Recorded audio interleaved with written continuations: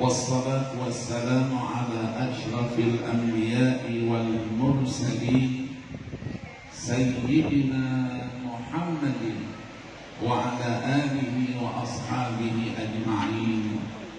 أما بعد.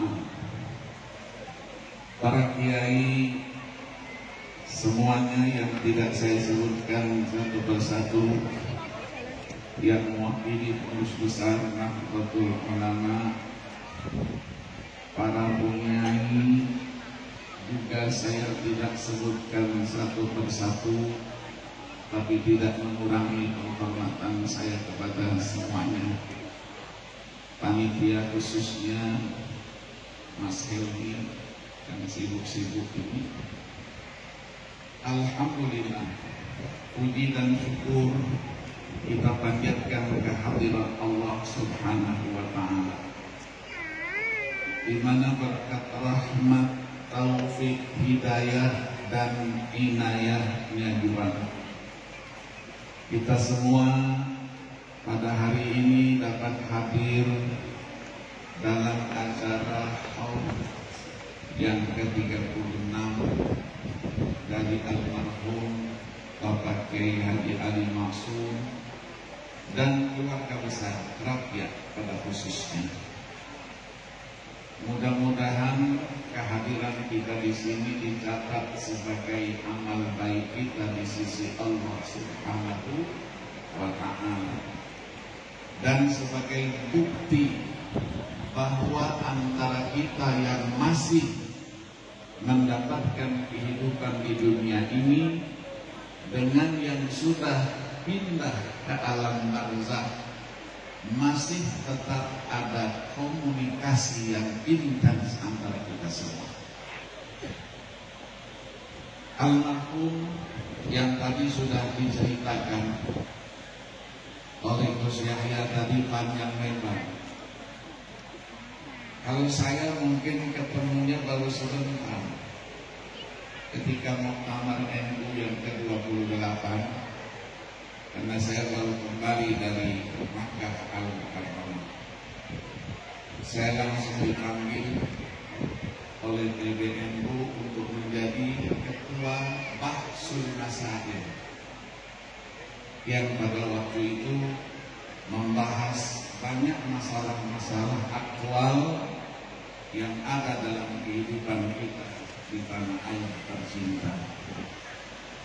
Saya sempat soal kepada beliau dan saya sudah mengenal beliau walaupun belum sempat bertemu secara fisik, karena sejak tahun 75 saya tidak berada di tanah air. Saya mendapatkan tugas belajar di Madinah Al-Munawwarah 4 tahun, kemudian di Makkah Al-Mukarramah 8 tahun, sehingga saya mendapat S1, S2, S3, hanya es krim saja yang belum saya dapatkan. Alhamdulillah, hari ini kita peringati perjalanan seorang ulama besar, Hamilul Quran, yang sudah diakui keilmuannya dan sanad Al-Qurannya sehampir dunia, bukan hanya di Indonesia saja.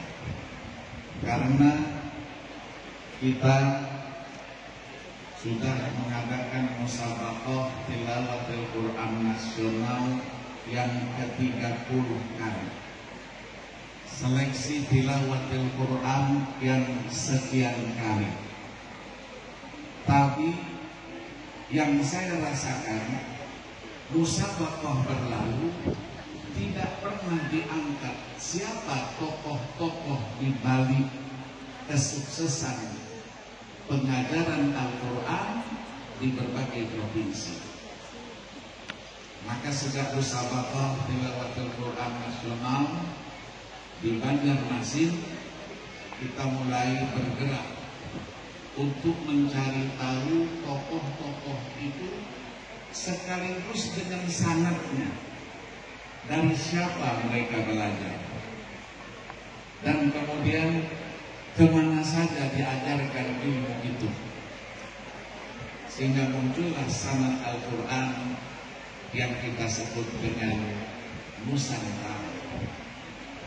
Sampai sekarang pun masih terus kita cari dan kita teliti, terutama wilayah timur, Kalimantan Timur, Kalimantan Selatan, Kalimantan Tengah. Ternyata banyak ulama-ulama Al-Quran yang sudah menjalankan tugasnya sebagai hamilul Quran, membumikan Al-Quran di daerahnya masing-masing dengan karya-karya ilmiahnya. Apakah itu terkait dengan ilmu Al-Quran, tajwidkah dia, qiraatkah dia, tafsirkah dia, dan lain-lainnya.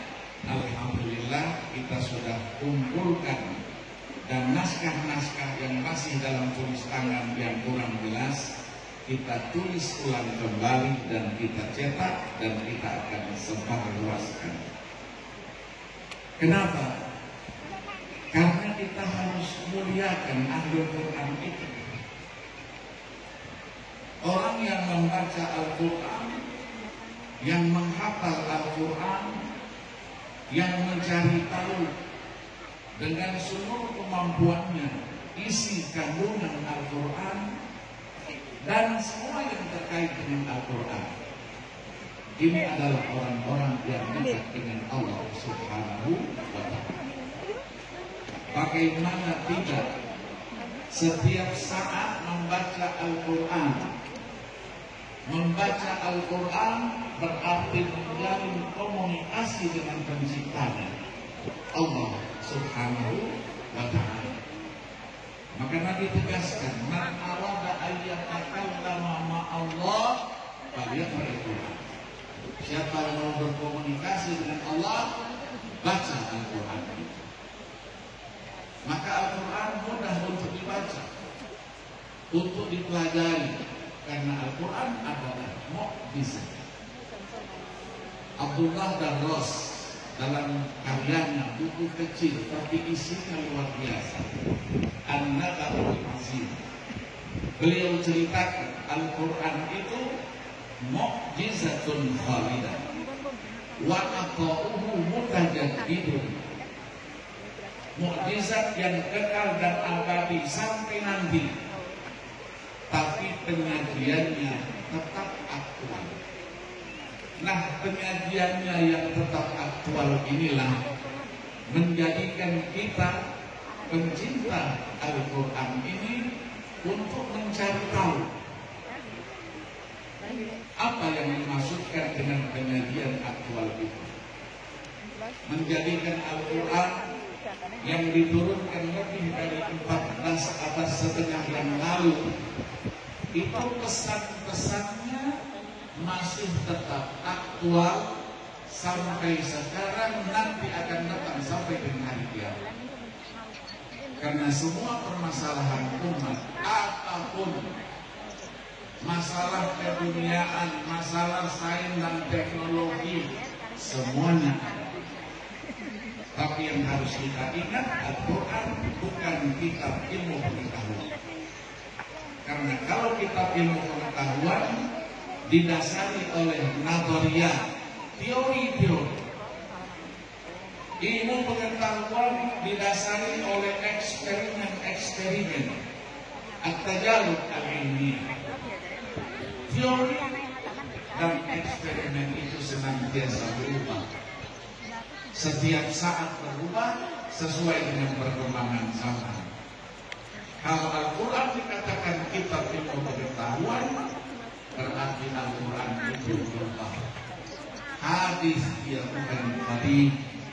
Sementara Al-Quran itu dikatakan kalamullah an-nafsi al-azali qadim. Tetapi Al-Quran itu sumber ilmu pengetahuan. Mau ilmu pengetahuan apa saja yang dulu pernah ada, sekarang ada, dan nanti akan ada, semuanya ada di dalam Al-Quran. Maka Al-Imam Syafi'i rahimahullah ketika menulis Ar-Risalahnya, di dalam Fakrah yang ke-55 itu menyebutkan secara jelas, "Falaisa tanzilu manzila bi ahadin min ahli dinillah illa wa fi kitabillah as-sabil 'alal nabi." Solusinya ada di dalam Al-Qur'anul Karim. Orang ribut-ribut dengan sains dan teknologinya, sehingga sekarang sebahagian teman-teman kita berpikiran karena kemajuan ilmu pengetahuan, ada HP, ada iPad, ada komputer, mereka berkesimpulan apa gunanya kita menghafal Al-Quran ini? Untuk mencari satu ayat, nomor berapa ayatnya, surah apa, halaman berapa, juz berapa, itu 1 menit juga sudah ketemu. Tapi bukan itu. Kita menghafal Al-Quran, membaca Al-Quran, berarti kita at-ta'assi wal iqtida bin Nabi alaihi salatu wassalam. At-ta'assi wal iqtida bis sahabah radhiyallahu anhum. At-ta'assi wal iqtida bin tabi'in wa tabi'in tabi'in radhiyallahu anhum. Bukan tidak ada nilainya di sisi Allah Subhanahu wa ta'ala. Maka ditulis banyak kitab-kitab yang menceritakan rahasia di balik kita menghafal Al-Quran, rahasia di balik kita membaca Al-Quran. Maka ketika Nabi pada satu saat duduk bersama sahabat, beliau terus menyampaikan, "Lillahi ahlun fid dunya." Allah itu punya keluarga di dunia. Sahabat tadi bertanya, "Hal lillahi ahlun fid dunya ya Rasulullah?" Betulkah itu? Beliau jawab, "Na'am, lillahi ahlun fid dunya." Terus mereka bertanya, "Man haula'i ya Rasulullah?" Siapa itu? Nabi terus menjawab, "Haula'i alladziina yaqra'una al-Qur'ana fid dunya. Man akramahum faqad akramahumullah, wa man ahanahum faqad ahanahum." Itulah orang-orang yang membaca Al-Quran di dunia. Siapa yang memuliakan mereka, Allah akan balas dengan kemuliaan. Tapi siapa yang menjatuhkan mereka, merendahkan mereka, Allah juga akan merendahkan mereka. Barulah Nabi terus menjelaskan, kalau itu kemuliaan yang Allah berikan kepada pembaca Al-Quran, bagaimana dengan menghafal Al-Quran? Orang yang bisa membaca Al-Quran dengan baik saja, posisinya nanti sudah bersama para malaikat yang terhormat. Al-mahir bil Quran ma'as safaratil kiramil bararah. Orang yang hafal Quran, bagaimana kemuliaannya? Di dalam sebuah hadis itu diceritakan, Nabi bersabda, "Inna akramal ibadi indallah fi hadhihi dunya ba'dal anbiya al-ulama tsumma hamalatul Quran." Sesungguhnya hamba Allah yang paling mulia di muka bumi ini itu adalah para nabi. Setelah para nabi, ulama. Setelah para ulama, hamalatul Quran. Orang yang hafal Al-Quran. hari ini kita peringati haul seorang ulama, seorang yang hafal Al-Quran. Apa kemuliaannya? Dalam hadis ini diceritakan ada 4 kemuliaan.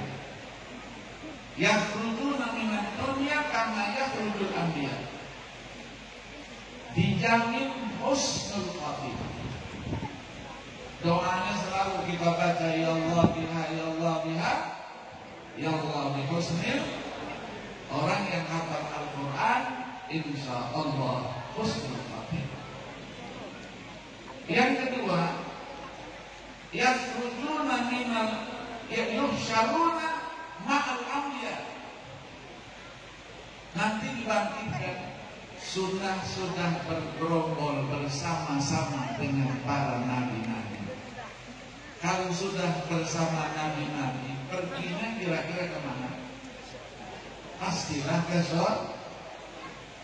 Yang ketiga, wa yamurruna 'ala sirati ma'al anbiya. Nanti ketika menyeberangi jembatan Shiratul Mustaqim yang di bawahnya adalah neraka jahanam, kalau jatuh nyemplung selesai. Itu sudah bersama para nabi. Artinya apa? Mendapatkan jaminan keselamatan dalam penyeberangan jembatan Shiratul Mustaqim. Yang keempat, wa ya'khuduna thawabal anbiya. Mereka juga mendapatkan pahalanya para nabi. Luar biasa. Luar biasa. Maka orang tua yang sudah menitipkan anaknya di sini hari ini sudah disudah sebagai seorang hafizah, itu nanti akan mendapatkan kemuliaan pula di hari kiamat. Nanti anak yang sudah hafizah membawakan mahkotanya dari permata-permata yang ada di surga itu. Dicari mana orang tua saya yang telah menjadikan saya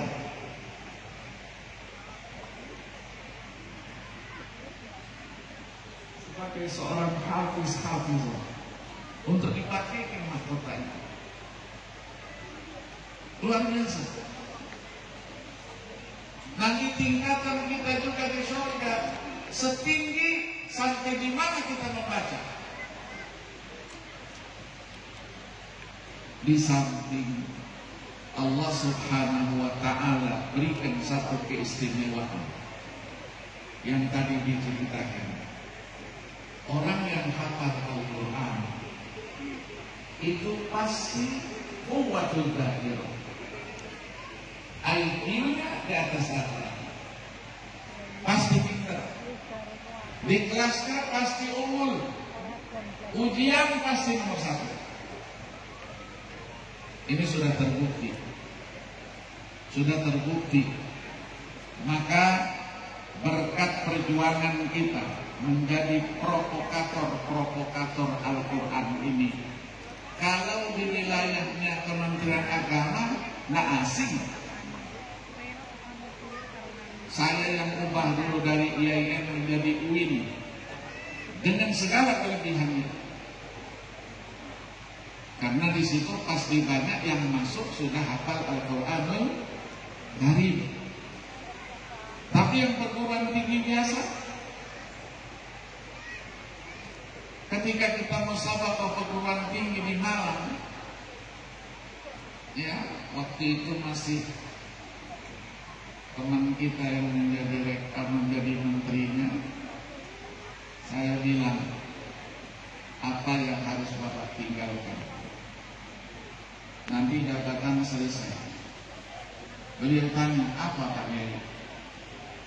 Keluarkan keputusan menteri bagi mereka yang lulus dari mana saja, SMA kah dia, pondok pesantren kah dia, kalau dia hafal Al-Quran 30 juz bisa diterima masuk fakultas mana saja, perguruan tinggi mana saja, termasuk fakultas-fakultas metafisika, kedokteran, matematik, teknik, dan seterusnya, itu diterima tanpa testing.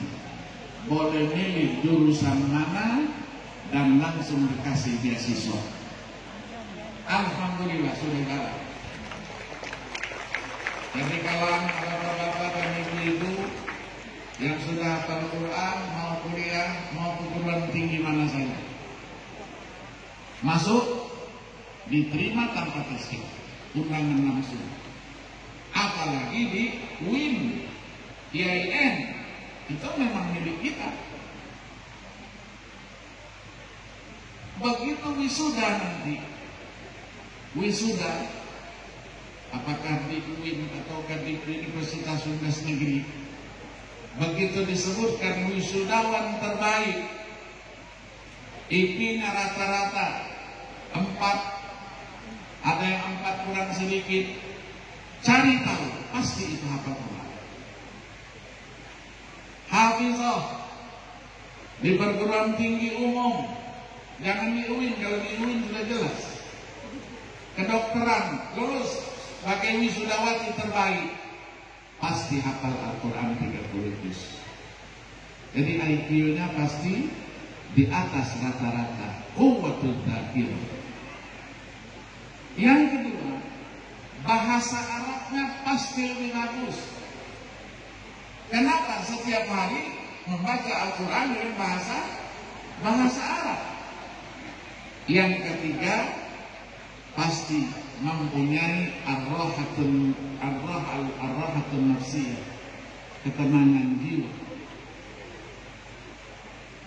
Nggak pernah galau, nggak pernah galau sedikit, merasa galau, buka Al-Quran, baca Al-Quran, selesai semuanya. Yang keempat, ar-rif'atu fid darain. Dia mendapatkan posisi yang sangat terhormat di dunia dan di akhirat. Sampai dengan orang yang hafal Al-Quran, jasadnya dijamin tidak akan rusak sejak dimakamkan sampai nanti kebangkitan hari kiamat.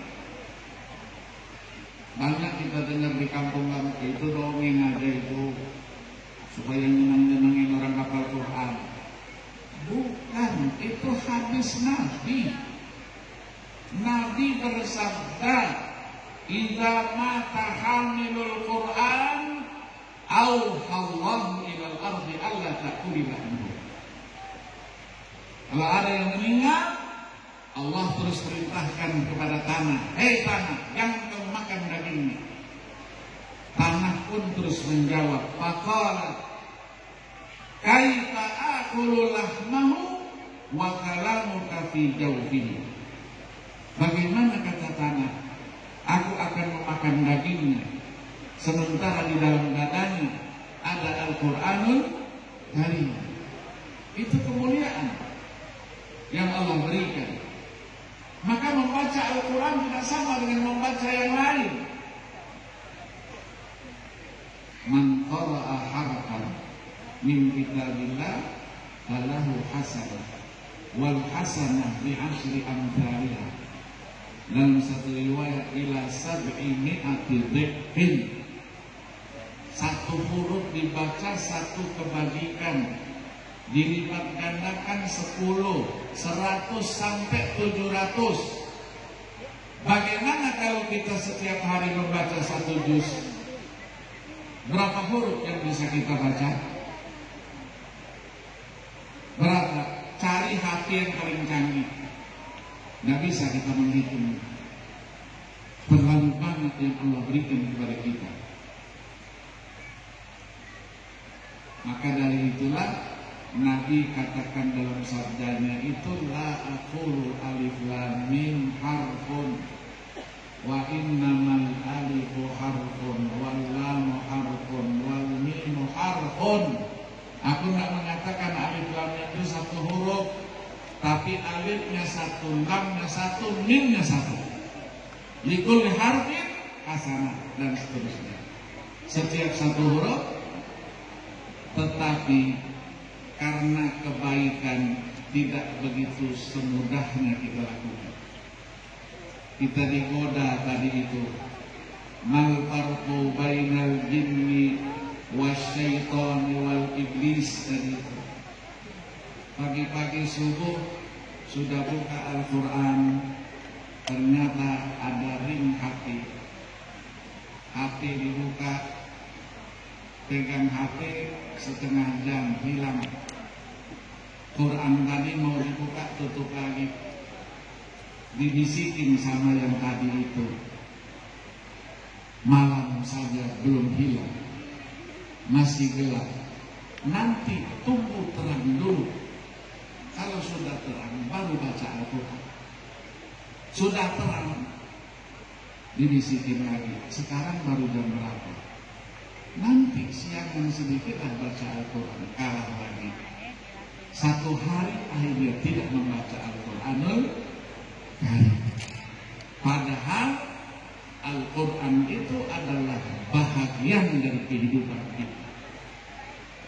Maka banyak orang yang tidak kenal dengan Al-Quran, tapi Al-Quran jelaskan dari dirinya. Siapa Al-Quran itu? Apa Al-Quran itu? Dengan berbagai redaksi. Hudal lil muttaqin, hudal linnasi wa bayyinatin minal huda wal furqan. Ya ayyuhan nas, qad ja'akum burhanun min rabbikum wa anzalna ilaikum nuran mubina. Teruskan lagi surah Al-Maidah ayat 15-16, qad ja'akum minallahi nurun wa kitabun mubin.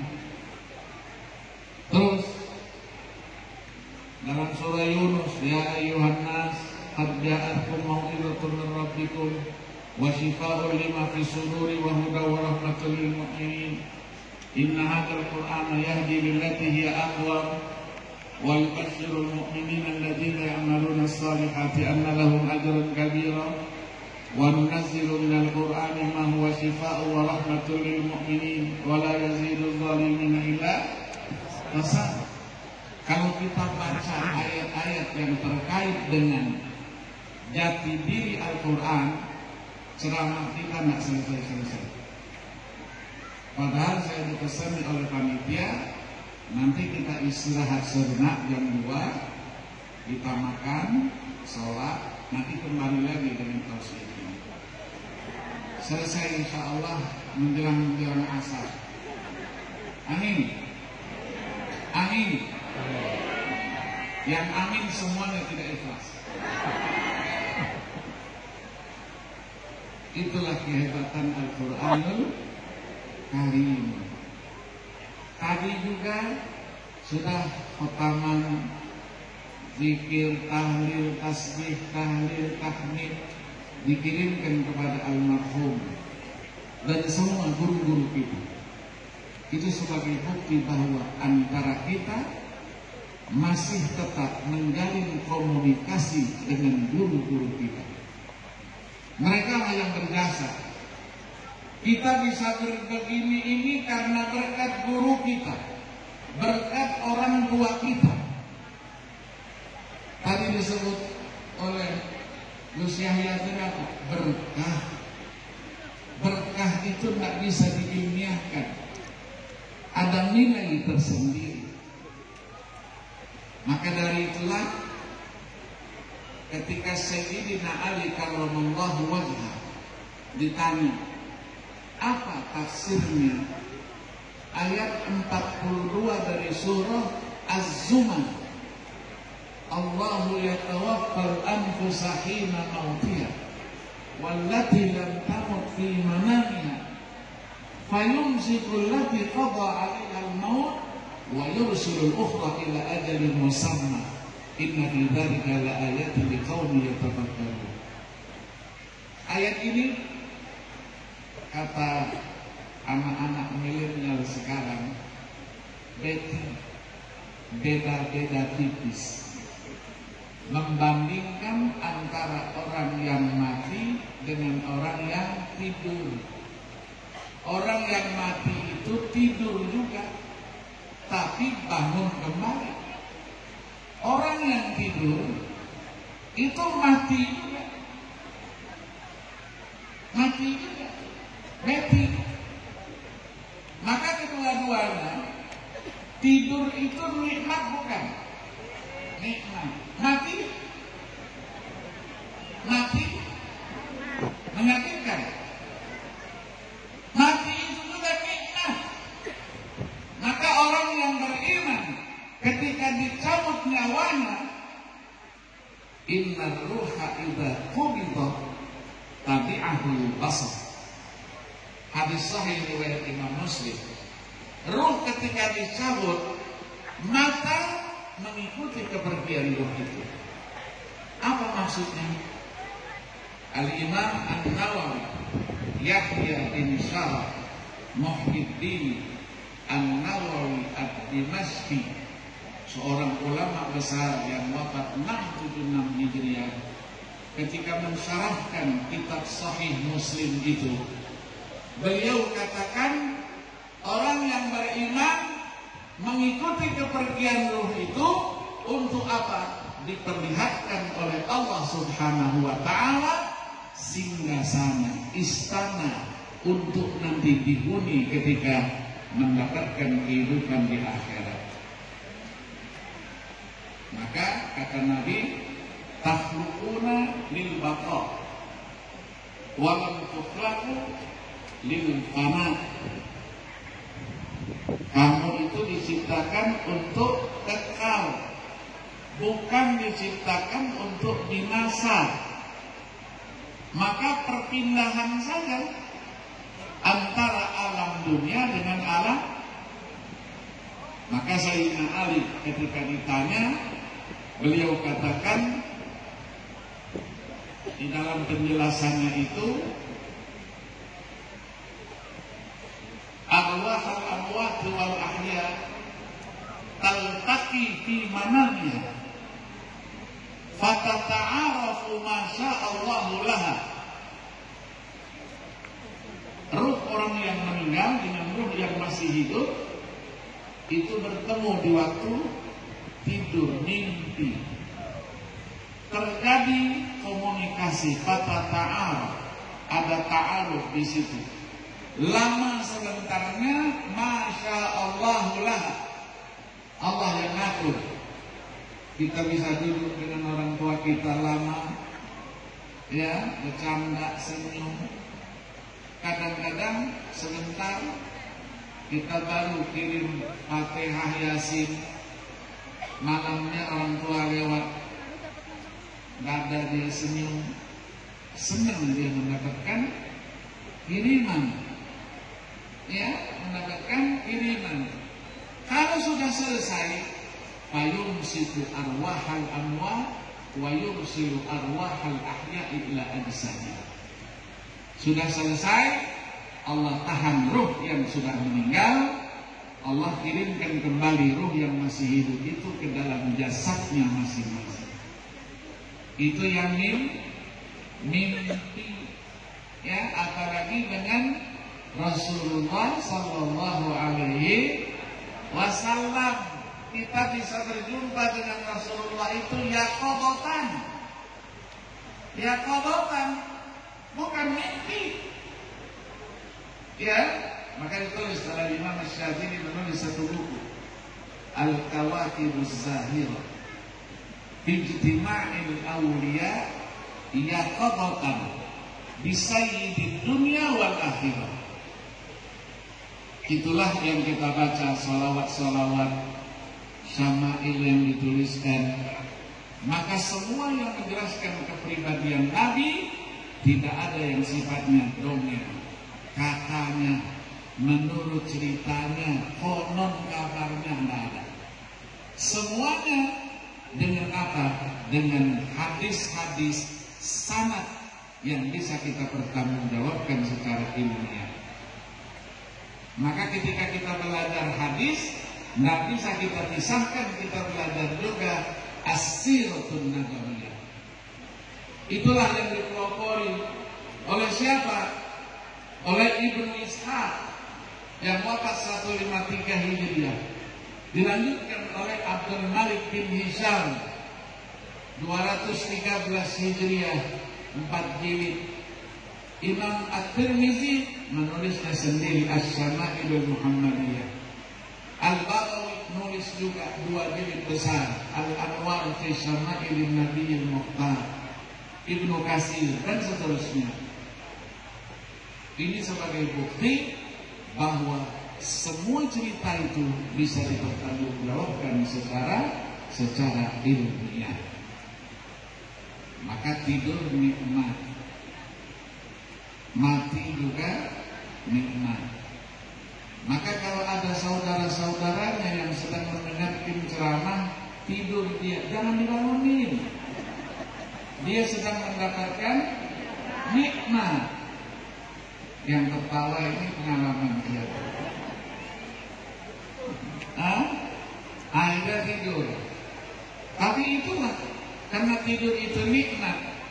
Banyak kawan-kawan kita yang mondok di pondok, kalau kiainya menjelaskan baca buku, dia di pojok tidur. Pulang nanti dia yang jadi kiai besar.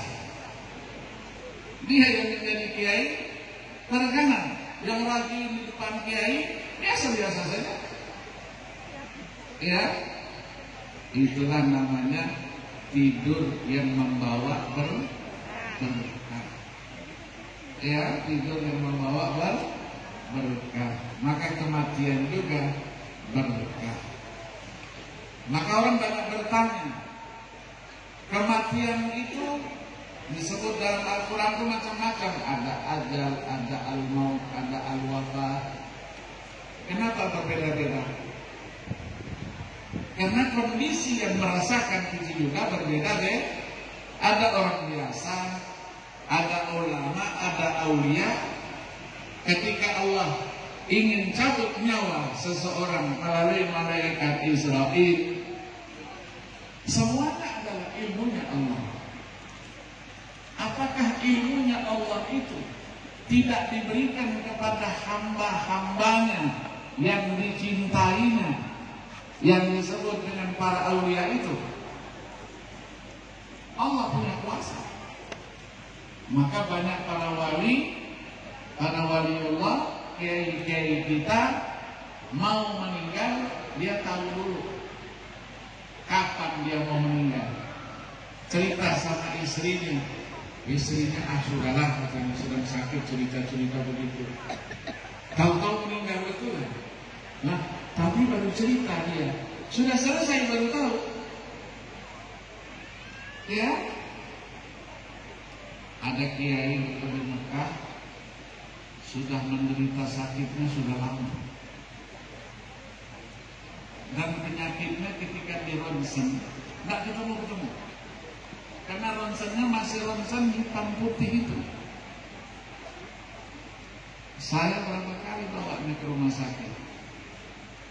Terakhir dapat informasi ada dokter baru dari Pakistan, spesialis penyakit dalam.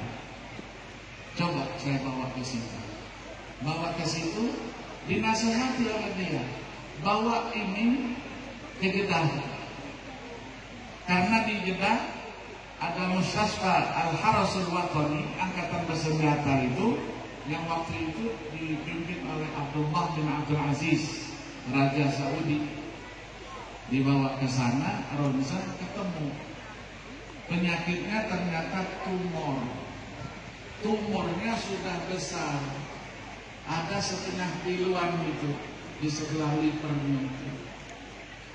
Terus dokter katakan harus operasi. Ya senang, kata keluarga kami memang maunya operasi, biar dia tidak menderita lagi sakitnya itu. Operasi, ternyata operasinya kurang berhasil. Terus darahnya masih keluar, bleeding. Ketika bleeding itu mulai dia cerita lagi sama istrinya, saya sudah masuk Mekah ini dari tahun 49. Kalau sekiranya saya matinya di Jeddah, rasa-rasanya kurang etis. Kata istrinya, kita kan sedang berobat, jangan cerita mati dulu. Enggak, saya masih tahu aja. Kalau kita dibolehkan pulang nanti, kita pulanglah ke Mekah. biar saya meninggal juga duka, kan nikmat. Akhirnya dikasih, boleh pulang. Sampai di Mekah beberapa hari, pagi-pagi itu dia bilang sama istrinya, tolong siapkan baju baru, gamis saya, baju putih panjang itu yang bersih. Untuk apa? Ganti baju. Supaya saya nanti, saya mau ke kamar mandi, mau bersuci, mau sholat. Oh itu, ya sudah kita siapkan. Begitu selesai mandi, dia bilang lagi sama istri sama anak-anaknya, tolong ranjang saya dihadapkan ke arah kiblat. Kata istri, untuk apa? Enggak, nanti ada tamu yang jemput saya. Begitu selesai, dia berbaring, sudah diarahkan kiblat, dikumpulkan istri dan anaknya. Anaknya kebetulan 9 orang. Wasiatlah dia. Begitu selesai wasiat, tamunya datang. Saya pamit sekarang, karena saya sudah dijemput nih. Saya harus pergi. Syahadat sendiri. Asyhadu an la ilaha illallah wa asyhadu anna Muhammadan. Sedekap sendiri semua. Yang nangis siapa? Yang ditinggal yang nangis, yang meninggal senyum. Kenapa? Sudah diperlihatkan istana yang disiapkan di sana untuk mereka. Maka kita haul ini mengingatkan jejak siapa yang kita haul, siapa orangnya, sosoknya, bagaimana ilmunya, kita ikut cari tahu, bagaimana kesehariannya, bagaimana ibadahnya, bagaimana akhlak dan budi pekertinya, bagaimana perjuangannya. Itu yang harus kita cari tahu. Maka sering hal begini ini dibuatkan buku, biografi ringkas siapa beliau yang sebenarnya, untuk mengajarkan kita. Apalagi kiprahnya yang apa? Luar biasa dalam dunia pendidikan. Pondok pesantren mencetak hafalatul Quran yang tadi baru ini sebagian kecil, yang sudah seperti ini sekian puluh tahun. Berapa banyak? Berapa banyak? Pasti mereka walaupun tidak bisa hadir di tengah-tengah bersama kita, beliau sudah kirimkan Fatihah, doanya, zikir, tahlil kepada yang kita haul pada hari ini. Itulah keberkahan yang dapat kita rasakan. Ya, kita menjadi seperti ini berkahnya mereka. Kita bisa begini karena mereka dulu ngajarnya ikhlas karena Allah, tanpa pamrih. Ya, ini yang saya rasakan ketika saya sekolah dulu itu. Tua-tua ngajar, dan nanti kalau sudah pulang nanti dia ngajar jam 2, saya bilang sama syekh, nanti habis asar saya ke rumah, saya mau ngaji lagi. Oh ahlan wa sahlan. Sampai rumahnya tidak dikunci, pintu rumahnya dibukakan, tidak dikunci, karena kita mau datang. Karena sudah tua, biasanya pulang tidur sebentar. Saya datang kadang-kadang masih tidur karena capek. Saya bangun, saya sudah waktu asar. Kita bangun asar, dia katanya sholat berjamaah. Sudah sholat berjamaah nanti sebagai khadimul ulama kita buatkan apa? Syekh saya tanya, mau susu atau mau kopi, mau teh? Sudah siap semua. Semua disiapkan. Oh dia minta teh, nanti saya buatkan teh. Sudah teh disuguhkan, dia bilang duduk sekarang. Kita mulai belajar. Apa belajarnya? Karena saya cerita sama Gus Rozin, usul fikih. semua kitab usul fikih di luar kepala. Min hadil usul Imam Al-Baydawi. Kita bicara apa sekarang? Mulai ini. Qala al-mu'allif rahimahullah babun faslun. Disarankan nanti kalau syarahnya selesai jam 5 cukup, merasa cukup, terus dia bilang Uqail. Saya dipanggilnya bukan Akil, Uqail. Uqail, cukup, sekarang kamu pulang ke rumah, bawa keluargamu, anakmu ke Masjidil Haram, ajak dia tawaf. Saya laksanakan perintah itu karena dulu sudah kawin saya dulu. Ya, dapat dokter, dapat anaknya juga 4 orang lahir di sana. Jadi kita rasakan. Nanti kalau kitab yang sulit-sulit dari kitab sorokan tadi itu, yang sulit-sulit itu ada syekhnya, Syekh Mahmud Abdul Daim namanya. Umurnya sudah 96 tahun. Digelari dengan Syafi'i al-Asr, Imam Syafi'i zaman sekarang. Profesornya 5 profesor. Saya dulu tidak percaya. Saya bilang sama beliau, saya dengar katanya begini-begini. Saya punya 5 profesor. Terus dia marah. Matu Syafi'i bukro katanya, agib kata orang resmi cara Mesir. Tidak percaya sama saya. Besok saya bawakan berkasnya. Dibawanya. Sebelumnya ngajar nanti saya jemput biasanya di depan pintu gerbang itu.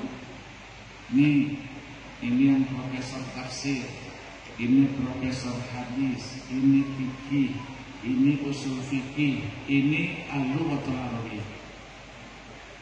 Al-anti saddiqni itu. Iyalah, percaya kita. Nah kalau lagi sama dia, belum buka masalahnya apa, baru muqaddimahnya saja, itu memakan waktu yang cukup panjang. Dan saya catat, setiap ngajar dia habis asar sampai maghrib, tidak ada yang berulang penjelasan itu. Menunjukkan betapa luasnya ini. Nanti terus saya tanya, Syekh mata nabda jalasna 3 ashhur wa lam nataharrak minal muqaddimah. Apa dia bilang? Hadza wal ilmu yabni wal ilmu bahrun wasi'. Itulah ilmu, wahai anakku. Ilmu itu lautan yang luas. Sudah katanya. Besok tak usah datang lagi. Arwi hadzal kitab an syekhi wa syekhi an syekhihi wa syekhi syekhi dan seterusnya sampai kepada muallif kitab itu. Ajasku. Sama seperti kepala kita di botak kepalanya dibuka. Ya, atau baby buka. Ambil semuanya.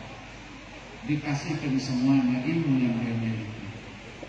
Itulah jasa-jasa pada guru-guru kita. Apalagi dulu kita sekolah masih pakai kapur tulis, nulis kapurnya lembut lagi, mau nulis agak dikit, tinggi sedikit, orangnya pendek, gurunya pendek, meloncat sedikit, kapurnya pecah, masuk ke mulut guru itu. Anak-anak teman kita yang usil di belakang, dia teriakkan, Al-Ustaz ya'kul qobasir. Padahal bukan makan kapur. Kapurnya ya pecah. Kita bayangkan seperti itu perjuangan yang memberikan kita ilmu pengetahuan. Kita lihat dari jam tangan. Saya juga punya jam tangan. Tapi masa saya berceramah mau begini? Nggak lucu. Ya, yang membawa acara juga sudah lirik-lirik.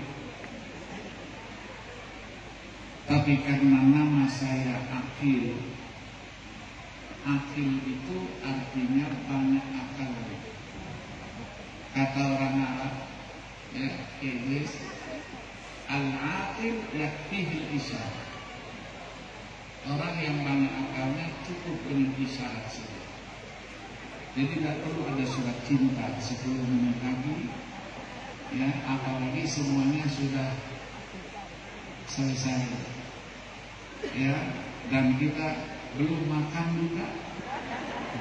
Nah, itu yang ada yang pegang-pegang ininya. Ngerti saya, ngerti isyarat-isyarat seperti itu.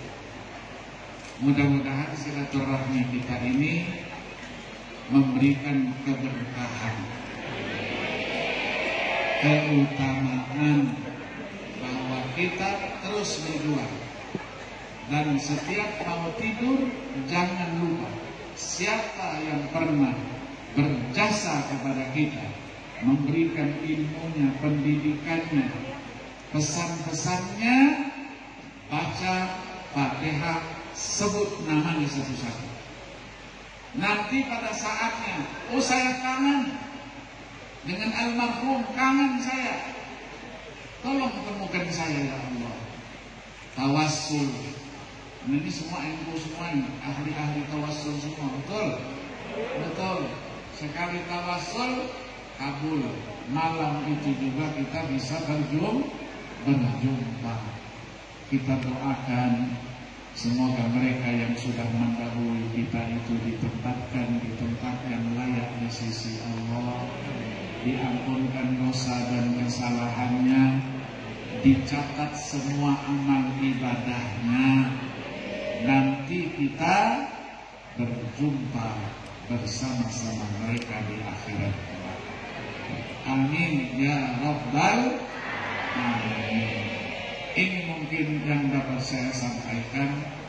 Banyak yang perlu disampaikan, tapi waktulah yang membatasi kita. Kita belum sholat zuhur, ya, kalau saya bisa jamak, tapi yang Jogja ini, ya, tidak bisa jamak.